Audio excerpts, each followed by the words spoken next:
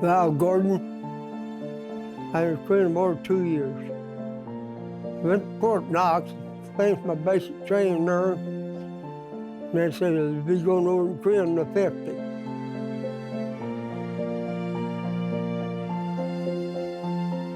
Yeah, that's changed a lot. I was over there, it's all tore up. A lot of buildings have been there. They got all new buildings in the place I'm now. The unwavering friendship between South Korea and the U.S.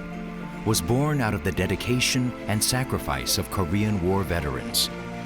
How has this strong partnership evolved over the last 70 years?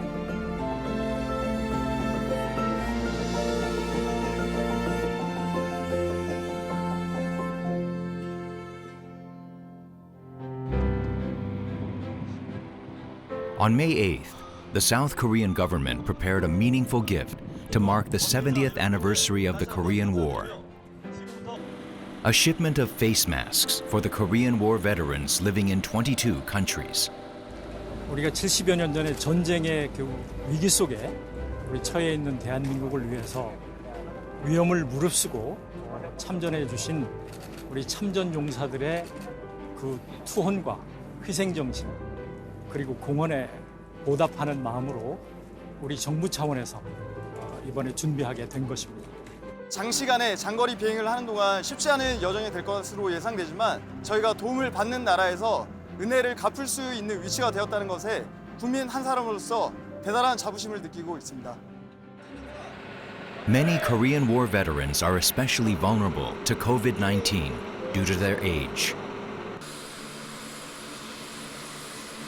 500,000 face masks were sent to the United States alone, home to 90% of the Korean War veterans around the world.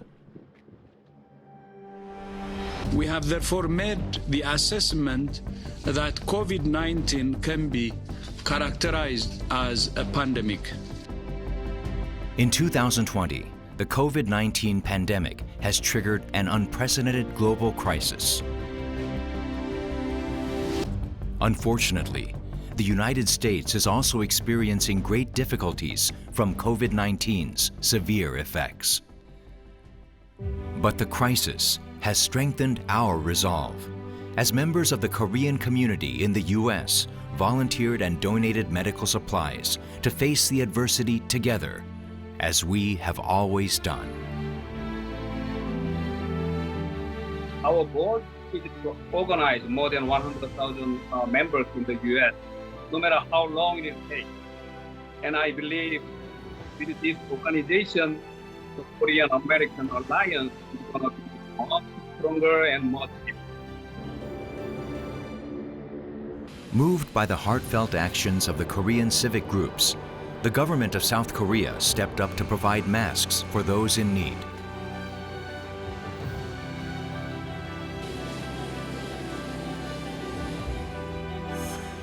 The masks were delivered to each veteran individually to protect them during this crisis as they once protected South Korea.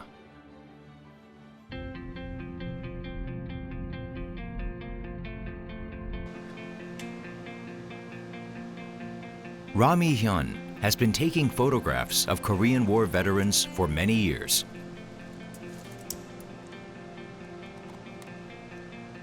My name is Rami Hyun. I'm a professional photographer running the Project Soldier program.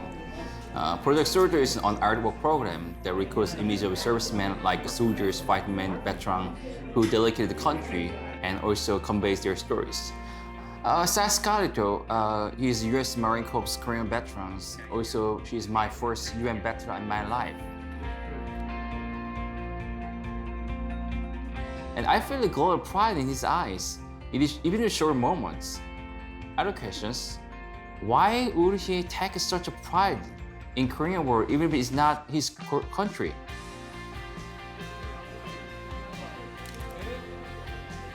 He was intrigued by the veterans, which led him to create Project Soldier.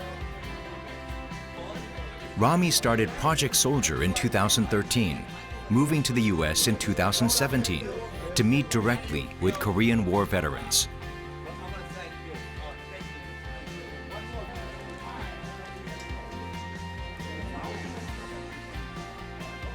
He has become a familiar face to many of the veterans, who greet him like an old friend when he comes to visit. You fellows took pictures of us. Everything turned out beautiful. I really like you people because I know you appreciate everything that we did for you.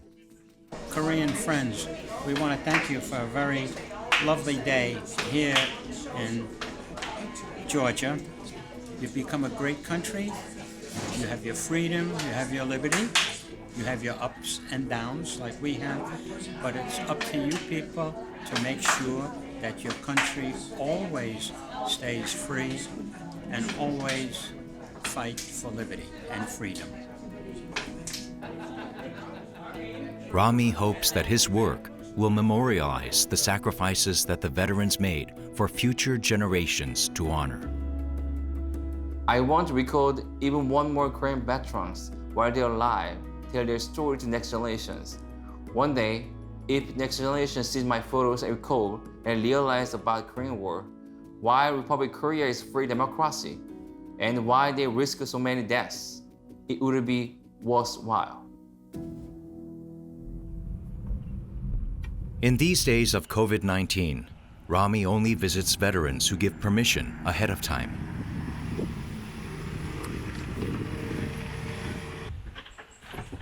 Hello. How are you today? How are you, sir? Hello. Today, he is at the home of William Weber, a veteran who not only fought in the Korean War, but also in World War II. You stay well, and then once in a while. Weber, who commanded a paratrooper company during the Korean War, was seriously wounded in a battle in February of 1951.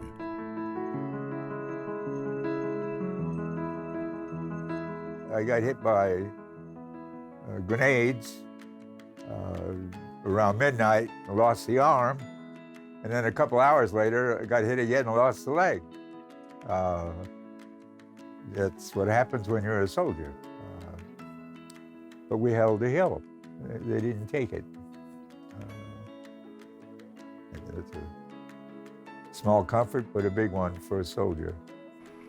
Even for Weber, a battle-hardened soldier of 38 years, his memory of the Korean War is painful. But he finds comfort in knowing that South Korea grew out of the ashes of war to become a prosperous nation. Seoul, particularly, from a city that had been almost totally destroyed, as I saw it last, to a modern megalopolis. It's difficult how to explain. A good emotional feeling to think that in such a small way, as a part of the Korean War, I was a part of helping your people to have the opportunity to do what you've done with your country. If there is anything that ever justifies war, certainly that's it. The Korean War broke out on June 25, 1950. In just 3 days, Seoul was overrun by North Korean forces when the UN Security Council, led by the United States, decided to intervene. U.S. participation in the Korean War was a very important reminder for Americans that the nation, with other countries under the United Nations flag, rose up to defend a country, not just a small country, but defending the country would confirm the serious and sincere commitment of the United States as a beacon of freedom and liberty. South Korea, on the brink of defeat, was now on a counter-offensive following the success of the Battle of Incheon. After recapturing Seoul on September 27, 1950, the UN forces pushed into North Korean territory, taking Pyongyang on October 19th and continuing north. However, China soon entered the conflict, and the costly war lasted for 2.5 more years, in more or less a stalemate.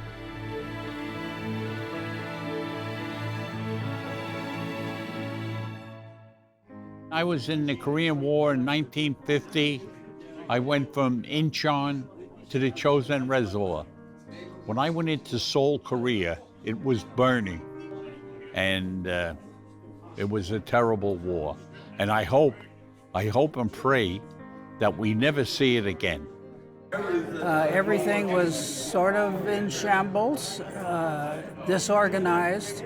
At the end of the rail line at Wonju, where they delivered all the supplies by train from Busan. And then we would pick up the supplies there and deliver them to further north. The people were very nice, but it was wartime and everything was confusing. You never forget how cold it was. You never forget and how many Americans we lost. It never goes away. And in every November and December, I think about that. Peace talks to bring an end to the fighting began as early as July 10, 1951. But the negotiations dragged on for more than 2 years. During that time, both sides lost many precious lives in inconsequential engagements. In the cave, and the adults, about 5 or 6 adults, had been killed, but the baby was alive and crying. So I took the baby out and went outside. I did not know what to do with the baby, but some South Korean women walked by, and I just gave them the baby. They did not speak English. Yeah. They know what I mean, yeah. And I don't know what happened to the baby, and I've often wondered what could have happened to the baby. The one thing left now is we're trying to get back the remains of the fallen who died during the war that we have not yet been able to bring back home. So we hope that as we work together, North and South, with the United States, that we'll be able to get those soldiers and Marines and airmen back.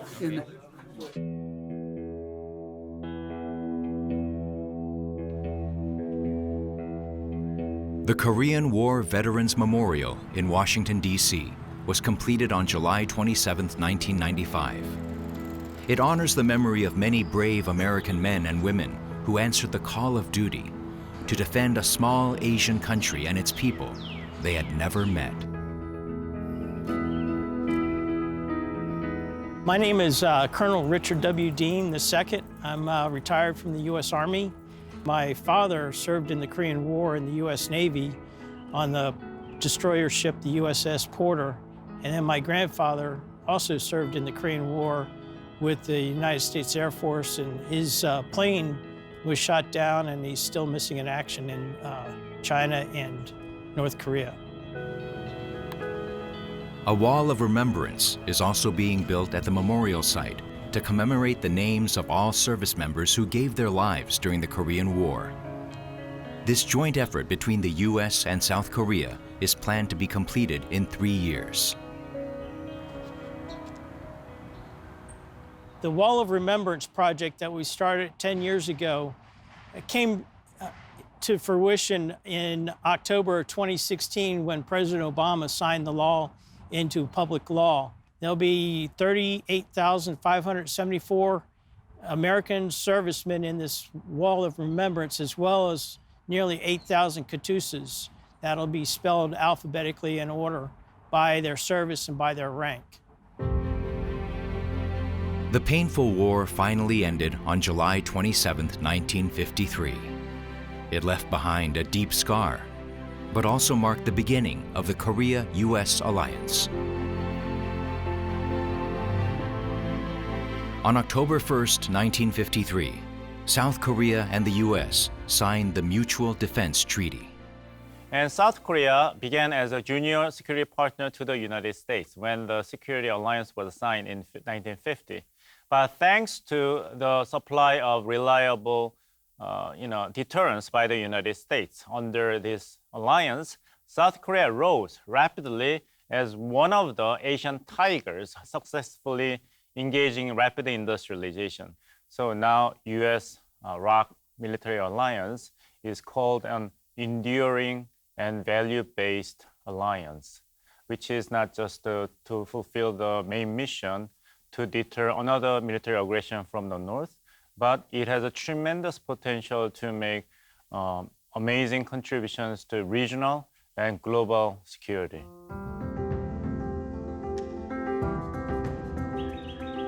Norman Board fought in the Korean War as a Marine. Headquarters Marine, and this tells the story of the Marines in the Chosin Reservoir, given to all Marines, issued on 19th of December 1950.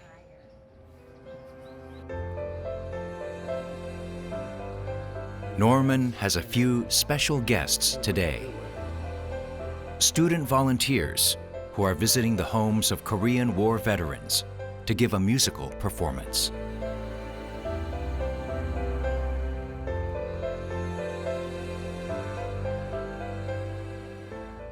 Hello everyone, we're the Strings for Service. We wanted to thank Mr. Board for his service in the Korean War, and even during this coronavirus situation, we wanted to give back to him. Thank you, and I hope you enjoy our performance. Okay.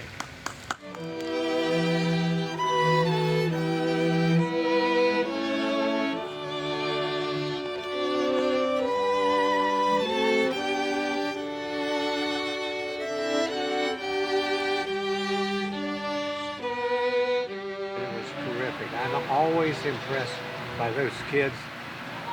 What they know and what they can do, it's unreal for me because I'm not musical, as said, but they are outstanding. Talking about South Korea's successful rise despite the devastation, Norman says he is grateful that his sacrifices were not in vain.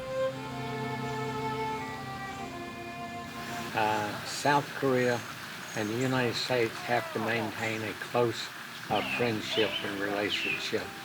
And I would say I've always been impressed by the Korean people, and I'm not just telling you that. They have been ambitious, they have accomplished, they have come from more progress has been made by the last 50 years than any nation has ever made before. And I appreciate that. I have a high respect for Koreans. The students are on the move to visit another Korean War veteran. Most of the student volunteers are second-generation Korean Americans who grew up in the U.S.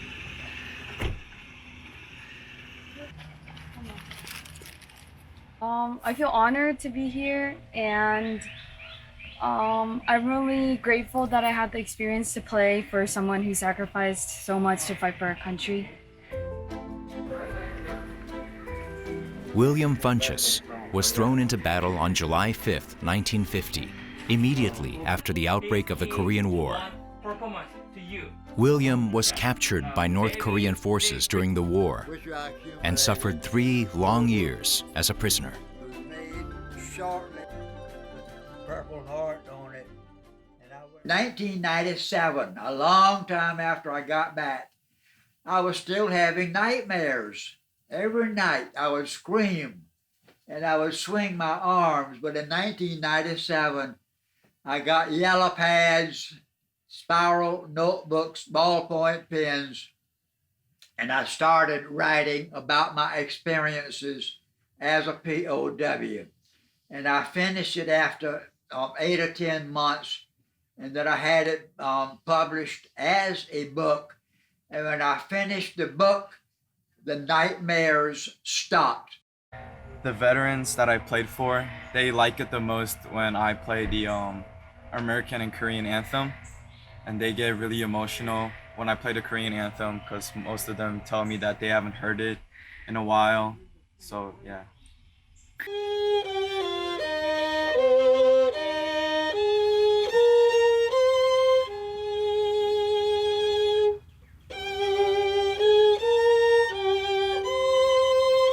Despite the painful memories, occasionally William misses South Korea.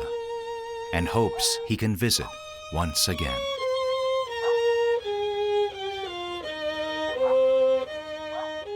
If I was not so old, I am 92 years old, too old to travel, but I would love to go back and visit South Korea and go to some of the places that I was in before I was captured. It was a great country. It was a beautiful country. I love the mountains. I love the valleys. I love the rice paddies. I love seeing the people. And I just wish I could have gone back.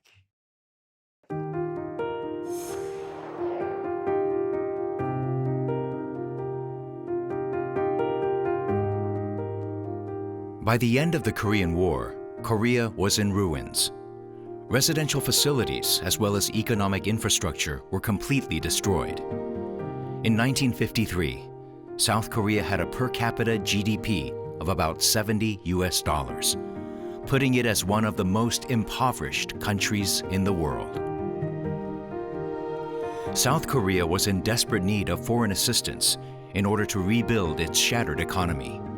Aid from the U.S. was particularly essential in helping Korea to quickly get back on its feet. After the Korean War, from 1957 up to 1960s, well, Korean economy was heavily reliant on the foreign aid, mainly provided by the United States. During this time, the total amount of foreign aid was about $24.3 billion. So without such a kind of huge amount of foreign aid from the United States, well, I doubt whether Korean economy could be, maintained. Thanks to the foundation provided by the United States, South Korea achieved rapid economic development, and what was initially a one-sided relationship gradually grew into a mutually beneficial partnership.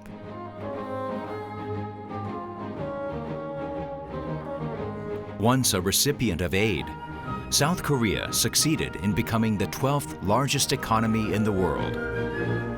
Now it seeks to continue solidifying its partnership with the U.S. through arrangements such as the Korea-U.S. FTA and the currency swap agreement.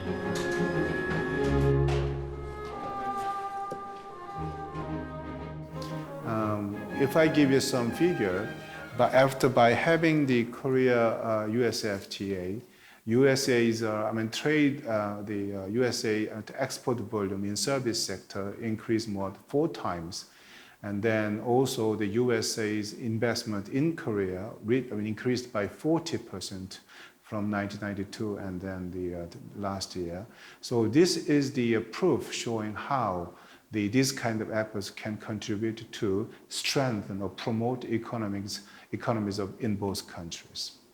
Flanked by representatives from Korea and Georgia, Governor Sonny Perdue made the official announcement that Kia would build its $1.2 billion manufacturing plant in West Point.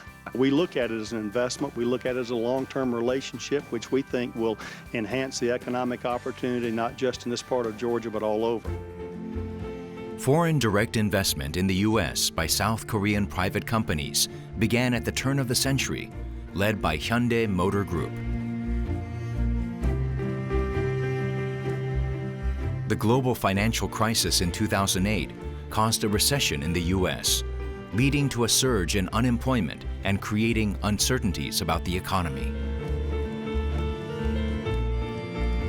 However, Kia Motor Group's factory in Georgia retained its workers, providing much-needed job security in the midst of the financial crisis. In addition to the Georgia factory, Hyundai manufacturing facility in Alabama and parts suppliers across the U.S. have brought significant benefits to the regional economy. As of 2018, Hyundai Motor had invested $10.3 billion in the U.S.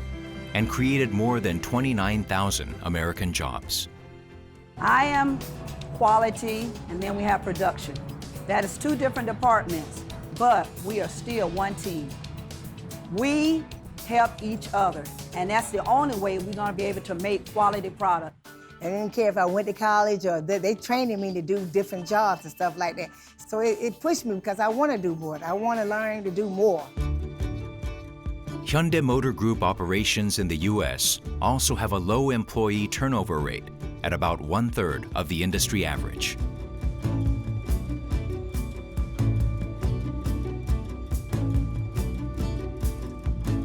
Hyundai Motor Group has revealed plans to invest billions of dollars on new machinery and equipment in the U.S. over the coming years, among other investments.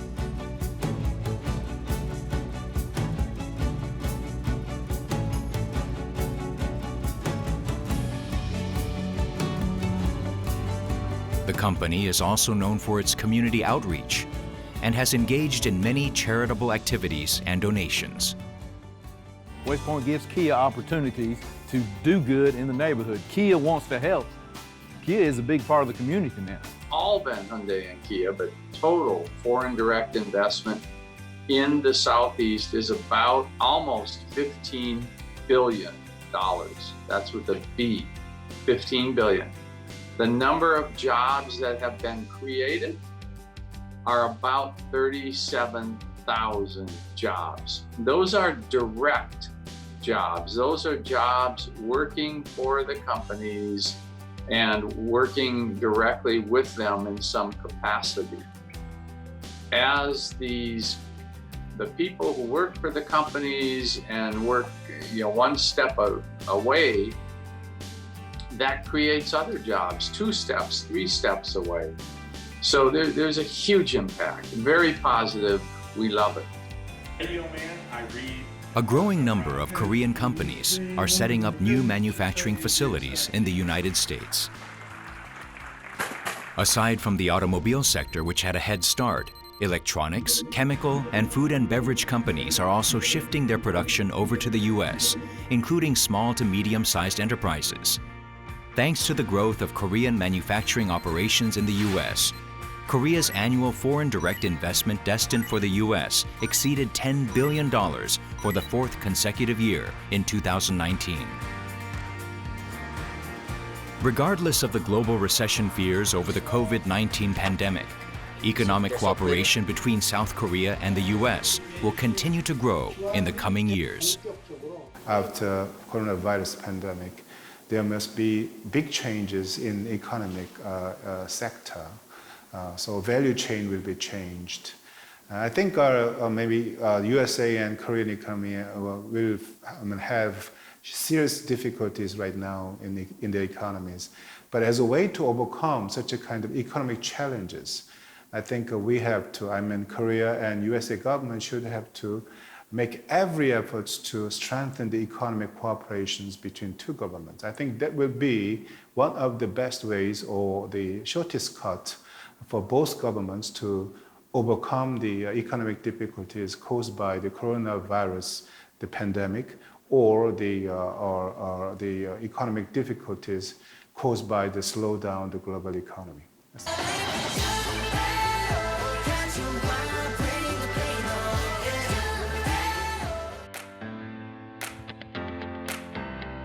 Korean pop culture has risen to mainstream prominence in the U.S.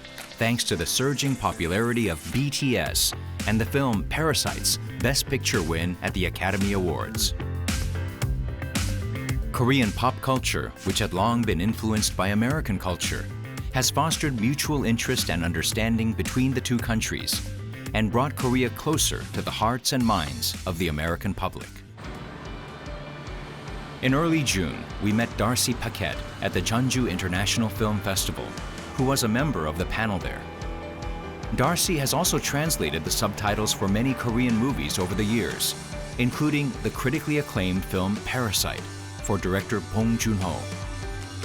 Darcy runs a website that provides a comprehensive introduction to Korean cinema, a treasure trove of information for fans of Korean cinema all across the world. Over that 20 years, Korean culture as a whole has really captured a lot of attention abroad. And Korea has gained a reputation as being a place that is very cutting edge in terms of culture. Even if they've never seen a Korean film before, I think that they are more willing today to watch it. We sat down with a group of experts to talk about the impact that Korean popular culture has had on South Korea-U.S. relations. Personally, I'm interested to see how someone like Bong Joon-ho, who has been influenced, as we've already mentioned, by classic Hollywood cinema, how his body of work will now influence filmmakers in America and elsewhere. We think of the most influential Hollywood filmmakers, the ones whose mark can really be seen on other filmmakers. And we see, of course, Spielberg and Scorsese. And then after that, I think you would be someone like Quentin Tarantino. And maybe after that would be Bong Joon-ho. And I wonder how people will try and emulate his style in America. I'm very curious to see that. Professor Frances Gateward is a lecturer of Korean cinema, and she says the film Parasite achieved what even the Korean government had been unable to realize. From my students that sometimes their first introduction to another country is through film and through popular culture. And it has a really good way of people being able to see each other as human and to learn a lot about experiences in other countries, that people are watching the same thing, they're learning about each other, and it kind of builds bridges that sometimes governments can't do. Professor Lee Ji-young at Sejong University has closely studied the BTS phenomenon, which is sweeping across the globe. Professor Lee has pointed to BTS's strong lyrical messaging and versatility as the key elements driving their success in the United States.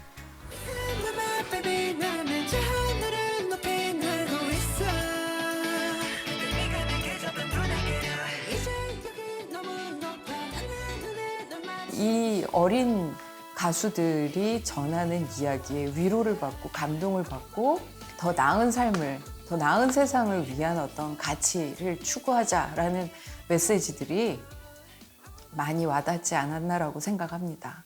한국어로 노래하고 한글로 쓰는 방탄의 메시지들을 전부 다 이해할 수가 없잖아요. 그러다 보니까 한국 아미들의 도움을 받아서 방탄소년단을 계기로 실제의 미국인들과 실제 한국인들이 서로 교류를 하게 되고 그들을 알게 되고 서로 아주 긴밀한 관계를 맺을 수 있게끔 방탄소년단이 아주 중요한 문화적 교량 역할을 하고 있다고 생각합니다. In 2019, Kingston University in the UK held a two-day BTS conference, which invited scholars from a variety of disciplines from all around the world, with a large number of participants coming from the United States. 이틀 동안 진행이 됐었는데 정말 굉장히 뜨거운 열기로 그리고 너무나도 진지한 자세로 방탄소년단에 대한 연구들을 발표하고 토론하는 자리가 이어졌었습니다. 딸을 데리고 오셨는데 그 모녀가 다 아미거든요. This is Candace and her daughter Phoenix, who say their lives have changed after discovering BTS's music. BTS has impacted my personal life a lot in the past 2 years that I've been Army. This past year especially, I was bullied severely in school for being an open fan of BTS. I never regretted becoming an Army though, because I thought that BTS's message was really something that was worth fighting for. Their message of loving yourself, and especially the fandom, Army, and my biological family, I think I can credit a lot to helping me through those tough times. Even though I started off as, I guess, a mom Army, right, and was just really struggling with thinking about who I was as a mother, as a daughter, as a writer, as an artist, and their message about trusting yourself, about self-reflexivity really spoke to me and helped me as well, I think, to find healing and just to trust that there are ways to get through really tough times. How is BTS, who sing their songs in Korean and not English, able to capture the hearts and minds of American fans? I think that BTS really models a new way of what it means to be a global citizen. So clearly, they forefront their Korean identity, their Korean culture and language, and they do so in a way that shows us that you don't have to assimilate to a Western paradigm. I think that's really, it's a powerful message for lots of us to hear for lots of reasons. But for me in particular, what it means is that to celebrate who you are as an individual is really what's important. Diversity is one of BTS's key attributes, helping to bridge the cultural divide between Korea and the U.S. I let it rain, I clear it out. I let it rain. 베키지라고 하는 그 가수하고 같이 콜라보레이션을 했는데 아주 재미있는 부분이 제이홉은 한국어로 랩을 하고 베키지는 스페니쉬로 랩을 하고 둘이 같이 노래할 땐 영어로 노래를 했습니다. Chicken Noodle Soup is a collaboration project between J-Hope from BTS and Becky G, which plays on the strength of BTS in promoting the value of cultural diversity. 그 뒤에 수많은 그 댄서들은 정말 다양한 인종의 댄서들, 생김새도 키도 덩치도 서로 다 다른 그런 어떤 다이버시티 자체가 문화적인 다이버시티가 이 하나의 작품 속에서 이렇게 확 구현되어 나타나는. BTS's latest track, On, released in 2020, also infuses elements of American jazz and marching band music. I think the really interesting thing about K-pop is that it integrates language, culture, musical influences from all around the world. You know, you'll often hear English phrases in K-pop music, as well as like Western and African American influences of hip hop and R&B and jazz, soul, funk. The fact that BTS asked a marching band to be a part of their song was just so humbling, and it really goes to show that they're willing to integrate new sounds. To have a music that sometimes you don't even understand the language, but it still brings people together. That was so unique, and I was really happy to be a part of that. The music video for the track generated an explosive reaction among the BTS fan community by seamlessly integrating different musical elements from East and West. Yeah, I personally wasn't sure how this collaboration was going to impact both local and global communities until I started to see the effect it had on social media. What was particularly inspiring to me was seeing the positive responses and appreciation that our band, the UCLA Bruin Marching Band, and our university were getting from young people in Korea.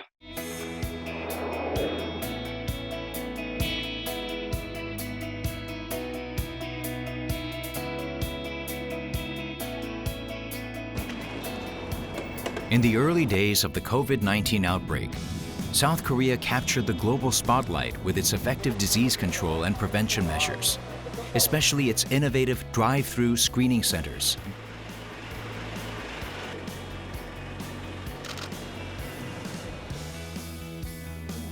The idea was the brainchild of Dr. Kim Jin-yong, an infectious disease specialist at Incheon Medical Center. In February, Korea witnessed an explosive surge in its COVID-19 outbreak centered around the city of Daegu, which highlighted the necessity of mass testing. The drive-through screening centers were thus born, allowing the country to curb the spread of COVID-19 while conducting mass testing in a short period of time.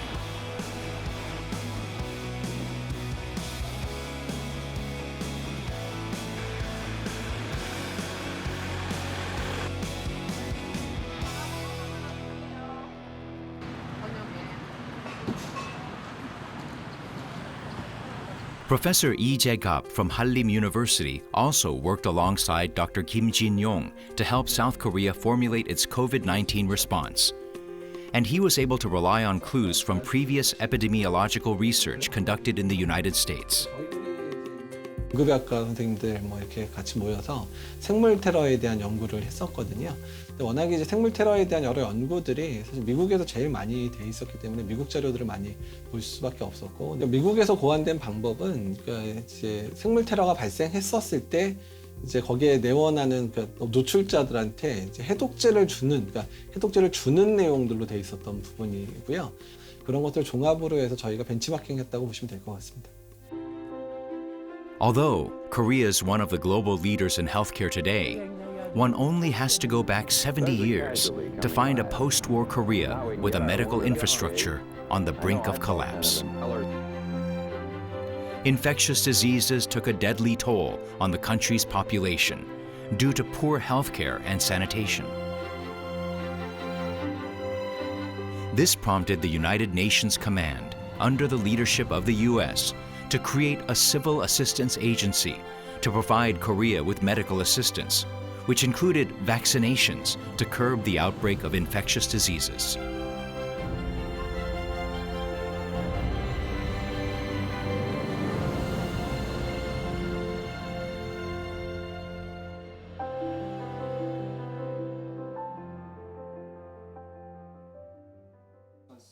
Seven decades have passed, and South Korea now has one of the world's most advanced healthcare systems.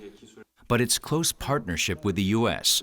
has also played an important role in the country's effective response to COVID-19, namely its joint biological warfare drills. These drills, dubbed Able Response, that were conducted from 2011 to 2015, simulated a diverse array of biothreat scenarios under realistic conditions. 한국과 미국이 다양한 생물학 관련 위협에 대해서 효과적으로 방어하기 위한 한미 연합 연습의 하나라고 볼 수 있습니다. 코로나19처럼 자연 발생적인 감염병부터 의도적으로 할 수 있는 탄적인 테러 같은 생물 무기 공격까지 다양한 생물 위협을 상정하고 양국의 주요 지휘자들이 상황 조치를 취하면서 발생되는 여러 가지 문제점들을 식별하고 어떻게 조처할 것인지를 실제 상황처럼 다뤄보는 형태로 진행되었습니다. It was an unexpected benefit that was only made possible through wide cooperation with the U.S. in many areas. 미국이 우리나라에 한미 생물방어 연습을 제안한 배경에는 세계적으로도 우리의 의료 및 보건 분야가 ICT에 기반하여 잘 발달되어 있다는 점이 잘 알려져 있었기 때문입니다.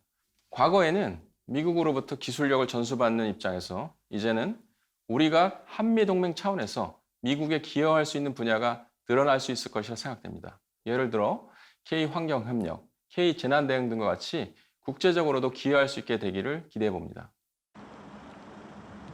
Right on the heels of Korea's drive-through screening centers, it also adopted walk-in screening centers. Developed by a medium-sized Korean enterprise, the screening booths are pressure-controlled and medical workers carry out testing in specially designed protected areas that prevent infection. These screening booths have been verified to be safe and effective and were recently donated to Italy via the country's Red Cross office. And definitely they need our booth and many customer hospitals, especially like Veterans Hospital in Washington, D.C. They are interested in our booth. We are willing to ship out with a U.S. standard in a booth. The COVID-19 pandemic was an opportunity for local governments in South Korea and the U.S. to reaffirm their friendship. The state of Maryland and the Korean province of Jeollanam-do have been maintaining close ties since 2013, engaging in broad cooperation in the fields of healthcare, energy, marine technology, and vaccine development. Their ties were elevated by another notch following the signing of a sister state agreement in 2017.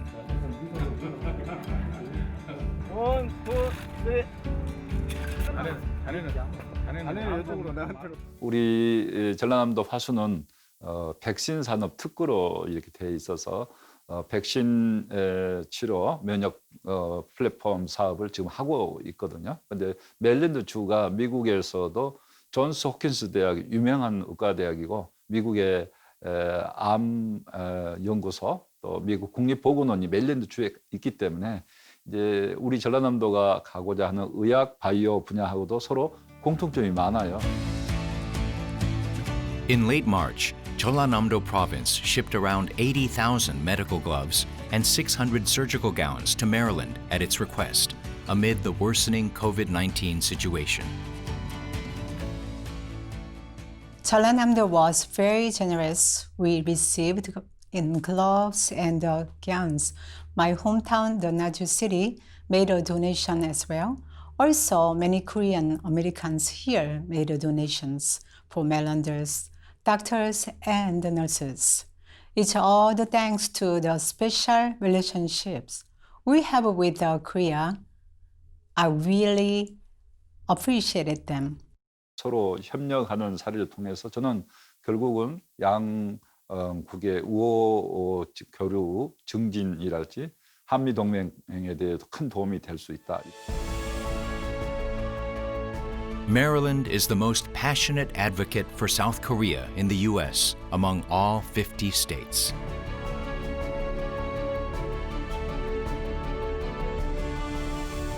We had a first ever NGA reception at the Korean ambassador's residency. Ambassador Lee kindly welcomed 26 governors. It was a really good chance to introduce Korean businesses. Hyundai Motor Group was one of the groups. Vice Chairman made a great remarks. They showed their new technology. The governors were impressed by the Korean companies. Yumi Hogan is the First Lady to the Governor of Maryland and an ethnic Korean. Every year, she makes sure to look after the Korean War veterans living in the state of Maryland, and she has also engaged in other activities to bring her homeland and the U.S. closer together. With the Korean government and the embassy, it was a great partnership and teamwork. The Korean War was where I grew up. And when you work with people, you learn. A friendship that began with the dedication and sacrifice of many brave heroes 70 years ago.